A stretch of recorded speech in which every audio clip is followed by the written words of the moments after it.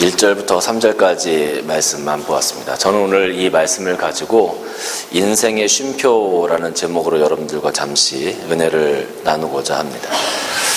요즘은 경쟁의 시대입니다. 경쟁의 시대는 무조건 앞으로 계속 달려나가야만 하는 그런 어떤 강박관념을 가지고 살아가야만 하는 그런 세대가 아닌가 싶습니다. 우리가 앞으로 나가지 않고 잠시 그 자리에 서기만 해도 우리는 뒤떨어지고 도태된다라는 생각을 하게 돼요. 그래서 잠시 그 자리에 서는 것에 대해서 굉장히 큰 부담을 갖게 되는 거죠. 왜냐하면 다른 사람들은 다 앞으로 달려나가는데 내가 거기에 발맞춰서 달려나가지 않으면 나 혼자만 뭔가 떨어지는 것 같고, 나 혼자만 뭔가 잘못되는 것 같고, 나 혼자만 뭔가 부족한 것 같은 그런 생각을 갖게 되어집니다. 그래서 멈춰선다는 것에 대해서 사람들은 굉장히 부정적인 이미지를 갖게 됩니다. 근데 여러분 한번 생각해 보세요. 우리가 노래를 하고 찬양을 할 때도 찬양을 막 하는데 쉼표 없이, 쉬는 순간 없이 찬양을 계속한다면 우리가 그 찬양을 끝까지 다 할 수 있겠습니까? 아마 중간에 하다가 숨이 턱 막혀가지고 그것을 하지 못하리라 생각이 들어요. 우리가 무엇을 하든지 간에 앞을 향해서 계속 달려나가는 것도 참 중요하지만 앞만 보고 우리가 계속 달려나간다는 것은 어떻게 보면 어리석은 실수를 하는 것이 아닌가 하는 생각이 듭니다. 우리가 보통 사람들이 볼 수 있는 시야각이 60도라고 이야기를 합니다. 그런데 우리가 차를 타고 막 달리다 보면 63km 정도만 달려도 우리들의 시야각이 38도로 좁아지게 돼요. 그리고 76km만 되면 이 시야각이 27도가 되어집니다. 그리고 100km가 넘어가게 되면 이 시야각이 19도밖에 되지 않는다고 그래요. 그러니까 빠른 속도를 가지고 가면 갈수록 우리가 볼 수 있는 것들이 점점 좁아져서 우리가 집중하고 있는 것 보고 하나만 보게 되어진다라는 거죠. 하지만 우리가 잠시 멈춰선다면, 우리가 차를 멈추고 우리가 그 차에서 내려서 우리가 주변을 다시 한번 천천히 둘러본다면 우리가 보지 못했던 색깔들, 우리가 보지 못했던 나무들, 우리가 깨닫지 못했던 다른 인간의 관계들까지도 우리가 느껴지고 우리가 알아챌 수 있게 될 거라는 것이죠. 때로는 우리들의 인생도 이처럼 앞만 보고 계속 달려나가기보다는 잠시 멈춰서서 우리들의 인생이 정말로 잘 가고 있는지, 내가 하고 있는 것이 맞는지, 내가 무엇을 잘못하고 있지는 않는지, 이런 부분들을 때로는 체크해야 될 그런 필요성이 있다라는 것이죠. 내가 만약에 잘못된 길을 가고 있다면 어떻게 해야 될까요? 우리는 유턴해서 다시 돌아와야 할 겁니다. 너무 앞만 보고 너무 멀리 가지 말고 가다가 잠시 쉬어서, 잠시 내려놓고 내가 정말 잘 가고 있는지를 체크하고, 그래서 정말로 내가 원하는 것들을 이루어갈 수 있는 그런 인생을 살아가는 것이 아마 지혜로운 인생이 아닐까 생각해 봅니다.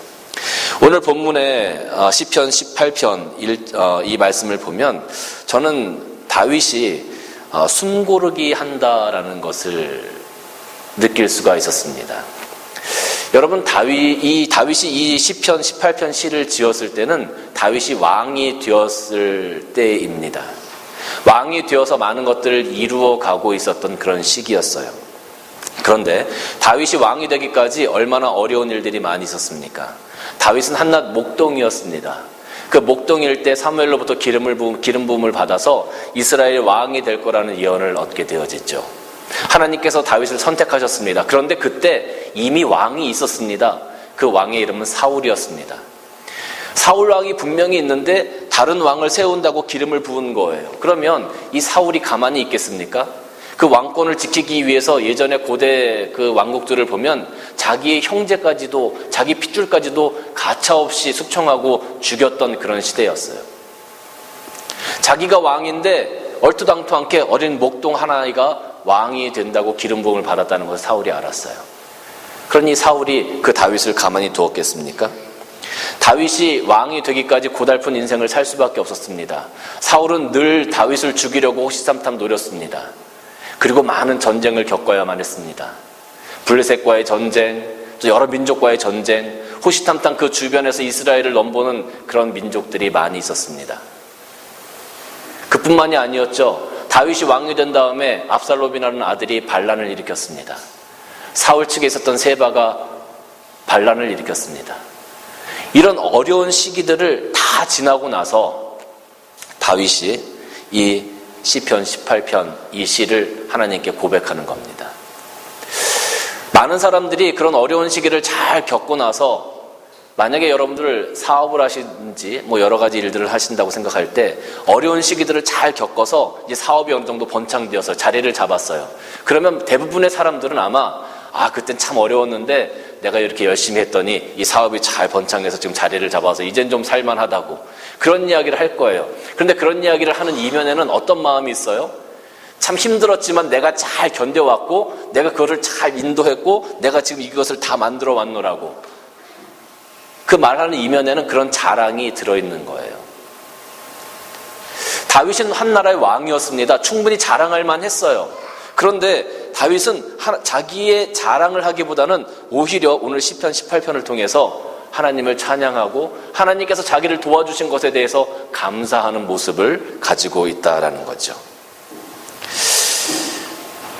아까도 말씀드렸지만 다윗의 그 인생이 평탄하지가 않았습니다. 굉장히 힘들고 어려웠었습니다. 그 어려운 시기를 지나고 나서 이제 조금 살만하고 조금 왕권이 안정되어져 가는 이 시기에 이 숨고르기를 하는 이 시기에 잠시 인생의 쉼표를 통과하는 이 시기에 다윗은 자기 자랑을 하기보다는 자기 인생을 돌아보면서 내가 어떻게 여기까지 왔는지 정확한 포인트를 잘 잡아내고 있다는 거죠. 오늘 시편 18편 말씀을 통해서요.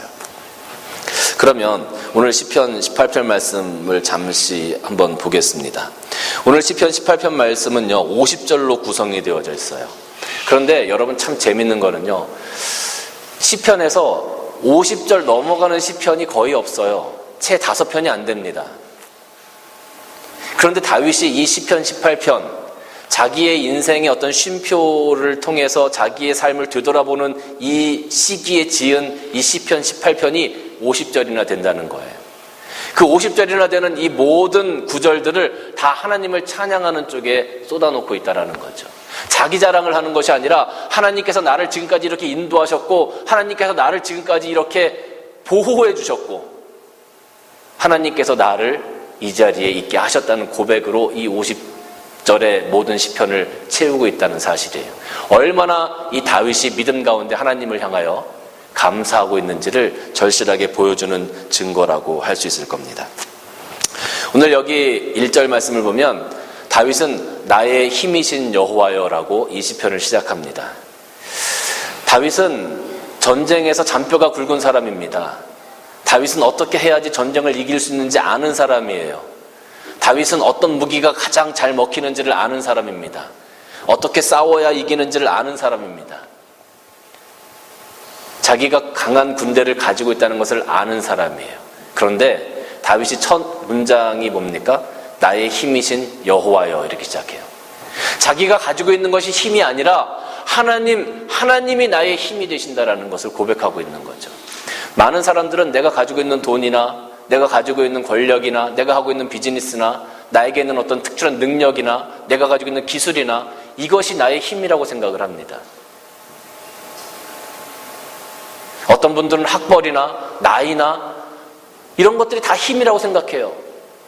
사람들이 많이 모이는 것들을 힘이라고 생각해요. 그런데 다윗은 그것이 아니라 나의 힘이 되신 여호와여라고 고백하는 거죠.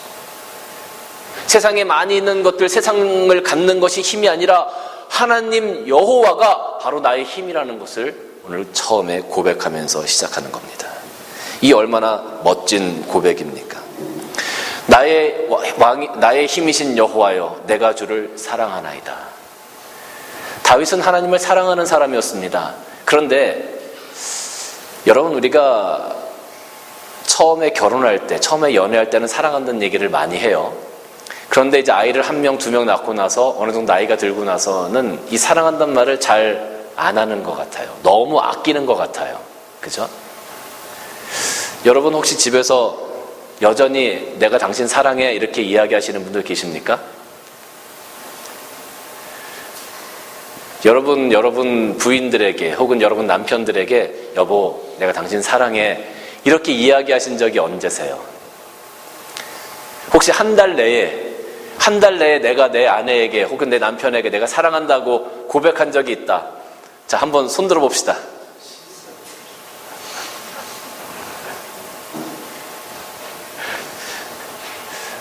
웃기만 하시네요, 다들. 처음에는 그렇게 사랑한다고 많이 얘기했는데 살다 보니까 사랑한다는 말을 참 하기 힘들어요. 근데 오늘 여기 다윗이 내가 주를 사랑합니다, 내가 주를 사랑하나이다, 이 이야기는요, 내가 지금 이 순간만 하나님을 사랑한다고 고백하는 것이 아니라 이 순간 그리고 앞으로도 내가 영원히 하나님을 사랑할 겁니다라는 의미가 이 단어 안에 담겨져 있다는 거예요. 우리들의 믿음 역시 내가 오늘 하나님께서 주시는 은혜를 받으니까 하나님, 내가 하나님 사랑합니다, 그것뿐만 아니라 하나님께서 어떠한 일로 나를 인도하시든지 간에, 무엇을 말씀하시든지 간에 내가 하나님을 사랑할 겁니다 라는 그러한 사랑의 고백이 여러분들 삶 가운데 있으시기를 주님의 이름으로 간절히 축원합니다.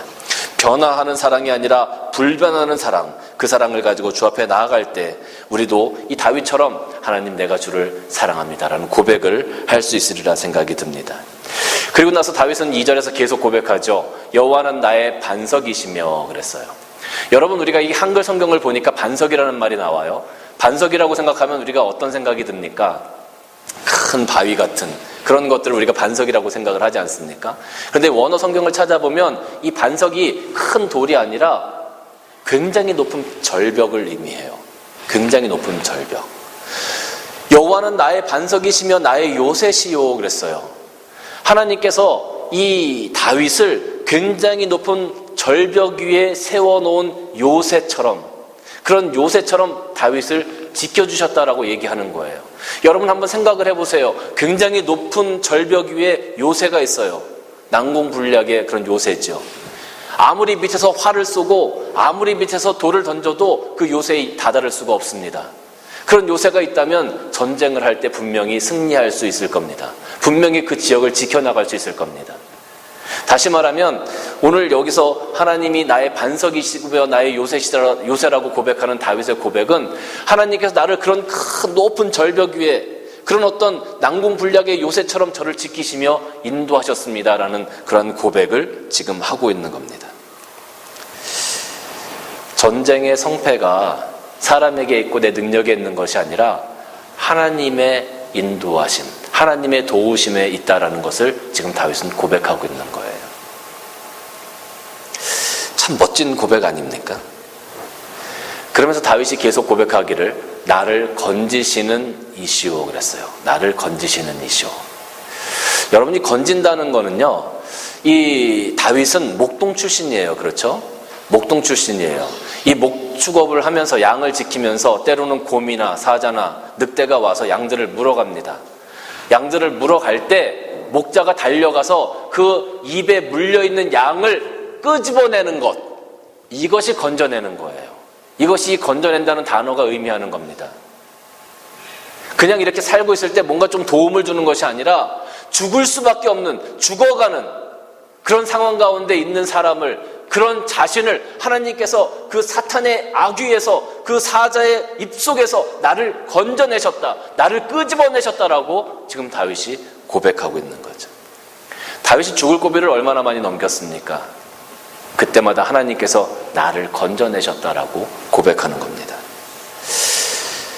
여러분, 우리가 신앙생활을 하다 보면요, 참 재밌기도 하고 어떤 때는 하나님 참 너무하신다라는 생각이 들 때가 있어요. 그게 뭐냐면 우리가 좀 이렇게 기도하고 우리가 편안할 때 하나님께서 도와주셔서 우리의 삶이 조금 더 나아진 방향으로 이렇게 나가면 참 좋을 것 같은데, 이 신앙생활을 하다 보면 우리가 그런 고백을 자주 하게 됩니다. 어떤 고백이냐면 꼭 막다른 골목까지, 꼭 모든 것들을 다 포기하게끔 만들어 놓고 내가 할 수 있는 것들을 다 소비하게끔 만들어 놓고 마지막에 하나님, 난 이제 할 수 없으니까 이제 하나님 마음대로 하십시오. 이런 고백이 되어질 때 하나님께서 우리를 도우셔서 그 어려운 일들을 극복하게 하시고 이겨내게 하신다라는 그런 신앙의 고백, 믿음의 고백들을, 그런 간증들을 우리는 참 많이 듣습니다. 그런 간증들을 들을 때마다 참 하나님 너무하시네, 좀 일찍 도와주시면 얼마나 좋아요.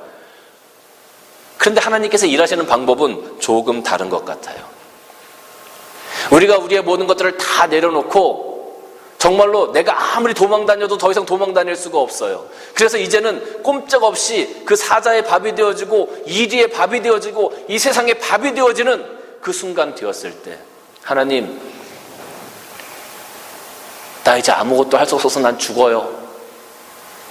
하나님, 나 이제 정말 죽어요. 하나님, 저 도와주시지 않으면 저 정말 죽어요.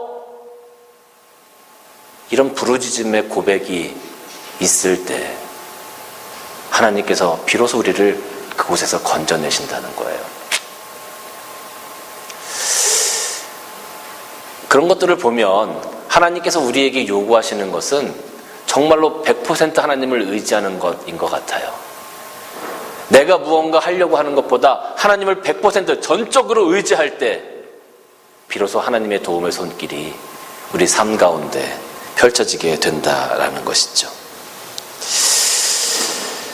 여러분, 사도행전 7장 9절과 10절 말씀 보면 뭐라고 기록이 되어져 있냐면, 여러 조상이 요셉을 시기하여 애굽에 팔았더니 하나님이 그와 함께 계셔 그 모든 환난에서 건져내사 애굽 왕 바로 앞에서 은총과 지혜를 주심에 바로가 그를 애굽과 자기 온 집의 통치자로 세웠느니라라고 기록하고 있어요. 요셉의 형제들이 요셉을 팔았어요. 그런데 두 번째 줄에 보니까 하나님이 그와 함께 계셔서 그 모든 환난에서 건져내사 그렇게 되어져 있어요. 요셉이 팔려갔습니다. 종으로 팔려갔어요. 죽을 고비를 얼마나 많이 넘겼겠어요. 그 종살이를 하면서 감옥에도 갔죠. 여러 가지 유혹도 받았죠. 죽을 고비를 굉장히 많이 넘겼어요. 그럼에도 불구하고 하나님께서 그와 함께 계셨다. 이게 중요합니다. 왜? 요셉이 하나님을 전적으로 의지했기 때문에. 아마 그것이 이 문장의 정답일 것 같아요. 요셉이 하나님을 전적으로 의지했더니 그 모든 환난에서 어떻게 했다고요? 건져내셨다 그랬어요. 건져내셨다. 하나님, 난 죽어요. 하나님, 더 이상 난 할 수 없어요. 라고 고백할 때, 사랑하는 성도 여러분, 여러분들에게 어떤 환난이 있습니까? 고난이 있습니까? 어려움이 있습니까? 물론 내가 그것을 극복하기 위해서 최선의 노력을 하는 것도 참 중요합니다. 그러나 그 노력 가운데 우리가 하나님을 100% 의지하는, 전적으로 의지하는 그 믿음을 가지고 그런 노력을 우리가 한다면 아마 하나님께서 우리들의 일을 조금 더 쉽게, 그 환난에서 우리를 조금 더 일찍 건져내시리라 생각이 듭니다. 사랑하는 성도 여러분, 오늘 다윗의 고백처럼 하나님을 한번 의지해 보세요. 하나님은 나를 건지시는 이시오. 이런 고백이 여러분 삶 가운데 있기를 주님의 이름으로 축원합니다. 그 다음에 계속해서 고백되어지는 것은 뭐냐 하면 나의 하나님이시오라는 거예요. 제가 이 나의 하나님이시오라는 이 문구를 보면서 참 많이 생각을 했습니다. 어떻게 해야 이 의미가 조금 더 잘 전달될 수 있을까? 어떻게 이 의미를 좀 더 풀어야 우리가 조금 더 잘 쉽게 이해할 수 있을까? 제가 이런 생각을 한번 해봤어요. 눈이 막 왔습니다. 동네 아이들이 막 나와서 눈사람을 막 만들고 있어요. 눈사람을 막 만들고 있는데 어떤 아저씨가 지나가다가 아이들과 함께 눈사람을 같이 만듭니다. 그런데 아이들이 만든 눈사람은 조그만한데 이 아저씨가 만든 눈사람은 굉장히 크고 아주 멋있는 거예요. 당연히 어른이 만들었으니까 더 크고 멋있었겠죠. 그것을 본 모든 아이들이 쫓아와서, 야, 아저씨 이거 어떻게 이렇게 만들었어요? 아저씨, 제 것도 좀 만들어주세요. 저도 아저씨랑 같이 좀 만들면 안 돼요? 막 동네 아이들이 와가지고 그 아저씨랑 눈사람을 같이 만들자고 막 이야기를 합니다. 그때 한 아이가 탁 나와서 이야기해. 야, 저리가, 우리 아빠야. 그 느낌을 여러분 아시겠어요? 야, 저리가, 우리 아빠야. 정말 자랑스럽기도 하고 정말 믿음직도 하고 정말 뭔가 다 할 수 있고 정말 모든 부러움의 대상이 된 그 사람이 내 아빠야. 얼마나 자랑스럽고 얼마나 믿음직스럽겠어요. 나의 하나님이시오, 나의 하나님이시오. 이 고백이 정말 하나님께서 모든 사람들의 하나님이시지만 특별히 나의 하나님이 되어서 나를 인도하시고 내 삶 가운데 간섭하시고 나를 도와주시고 나를 건지시고 나를 구원해 주시는 그 하나님, 너무 자랑스럽고 너무 믿음직스러운 그 하나님, 모든 사람들에게 다 내가 정말 하나님이 나의 아버지라고 고백할 수 있고 자랑하고 싶은 그 하나님, 그런 하나님이 나의 하나님이시오라는 이 고백 안에 담겨 있다는 거죠. 다윗이 얼마나 하나님이 자랑스러웠을까요? 자기가 힘들고 어려운 그런 환난의 날을 지나올 때 그 모든 것 가운데 자기를 건지신 그 하나님, 그 하나님을 아마 다윗은 자랑하고 싶었으리라 생각이 들어요. 그러면서 다윗이 계속 고백합니다. 뭐라고 고백하냐 하면 내가 그 안에서 피할 나의 바위시오 나의 방패시오, 그렇게 고백을 해요. 여러분, 다윗이 이 피할 바위시오라는 이 고백은요, 다윗의 삶 가운데서 비롯된 고백입니다. 무슨 얘기냐면 다윗이 사울에게 쫓겨나갈 때 엔게디 황무지에서 숨을 곳을 찾게 되어집니다. 그래서 숨을 곳을 찾아서 들어갔는데 그것이 하나의 동굴이었어요. 그런데 그 엔게디 광야에 들염소 바위 동굴, 들염소 그 바위가 있었는데 그 옆에 동굴이 있어서 그 안에 숨게 되어지죠. 그 안에 자기 신복들과 숨었는데 사울이 발을 내리러 그 굴 안에 잠깐 들어왔어요. 발을 내리러 들어왔다는 것은 의견이 분분한데 볼일을 보러 왔다라는 의견이 있고요, 잠을 잠시 자러 들어왔다라는 의견이 있어요. 정확히 어떤 의미인지는 분명하지 않습니다만 사울이 그 동굴 안으로 혼자 잠시 들어온 것만은 분명합니다. 그럴 때 그 주위에 있던 다윗의 신복들이 다윗에게 이야기합니다. 기회입니다. 죽입시다. 그때 다윗이 사울의 옷자락만 살짝 잘라서 그것만 간직하고 하나님께서 기름 부으신 종을 내가 죽일 수 없다라고 사울을 살려보내게 되어지죠. 하나님이 나의 피할 바위시다라는 그 의미가 정말로 그 삶 가운데 사울을 피해서 도망갔던 그 바위 가운데, 그 동굴 가운데서 하나님께서 자기를 지키셨던 것을 고백하는 그런 고백이, 삶의 경험이 여기에 담겨져 있는 겁니다.